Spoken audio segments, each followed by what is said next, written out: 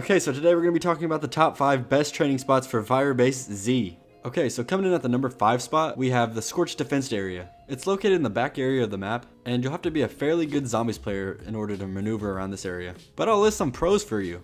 So the first thing is that it has multiple escape routes. You can escape through those 2 doors that lead to the building with the generator, or you can lead through the other door that leads to the barracks. It's a defense area, so it shouldn't be that hard to find because eventually in the game you'll have to go defend the area. Plus, it's a pretty decent sized area. However, it has some cons. Again, I think you have to be a fairly good zombies player to be able to train in this area.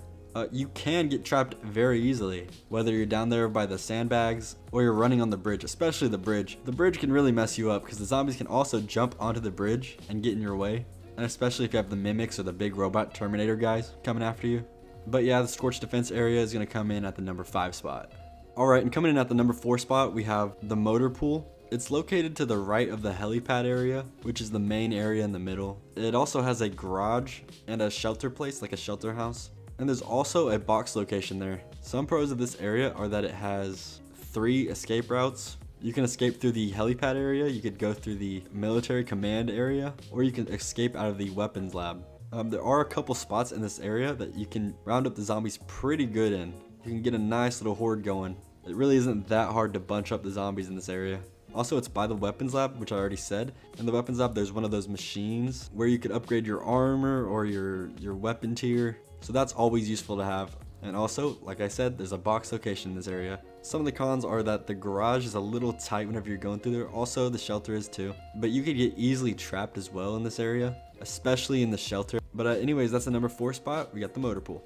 At the number 3 spot, we have the spawn room / area. I don't really know what to call it. It's like a whole open area of spawn, but it's also, I guess you'd call it the spawn room. Anyways, in this area, you gotta make fast decisions. Zombies are gonna be coming at you from all angles. However, some of the pros in this area are that it basically has everything that you need to survive. It has the pack-a-punch machine. It also has the 1 perk machine where you can buy all the perks. And it also has one of those upgrade machines where you could upgrade your armor and your gun tier.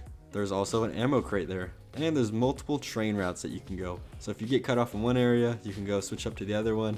So yeah, basically it has everything that you need right here. But the cons are that high rounds can get very hectic in this area, especially whenever you have all the zombies running at you. It can get really hectic trying to horde them all up, and I believe you have to be pretty good at training. Like I said earlier, you gotta make those fast decisions. A zombie could come at you from nowhere when you're not expecting it, and then you have to switch up. You just gotta be really fast in your decision making. It's a pretty good area, but I don't think it's the best. I have it at number 3. Alright, and coming in at the number 2 spot, we have the barracks. Okay, so the barracks is located near the helipad. You literally have to walk a room forward, and then you're there at the barracks. Anyways, some of the pros that the barracks has are that it has a lot of space. It's a very spacious area. You have a lot of room to work with. It's a fairly big area compared to the rest of the spots. It is also very easy to horde up the zombies. And it also has multiple escape routes. I feel like every one of these locations have multiple escape routes. That's what makes them pretty good. And then of course it has a box location. Who doesn't like a good box location? Now the cons are that you can get very easily trapped when going through the shelter houses, especially in the exits. And then the mimics can be pretty annoying because they spawn frequently. It's all around just pretty annoying with the mimics. But anyways, that's the barracks at the number 2 spot. Okay, finally coming in at the number 1 spot, we have the helipad. Now this area is just basically, it's the main area of the map.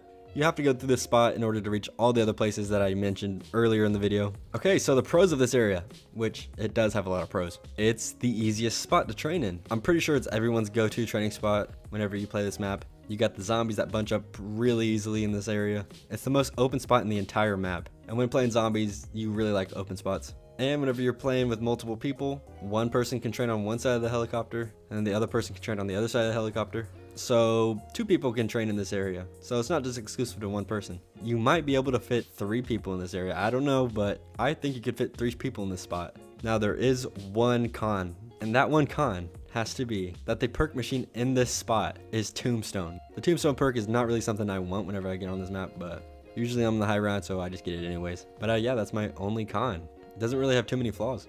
Alright, so that was the number 1 spot. It was the helipad. So there you have it. That was my top 5 best training spots in Firebase Z. Hope you guys enjoyed the video. I think I'm going to be putting up a picture of the map. Either I'll have the areas circled or I'll have them pointed at by a pointer or something I've just put on there. But yeah, that was my list. Hope you guys enjoyed, and thanks for watching.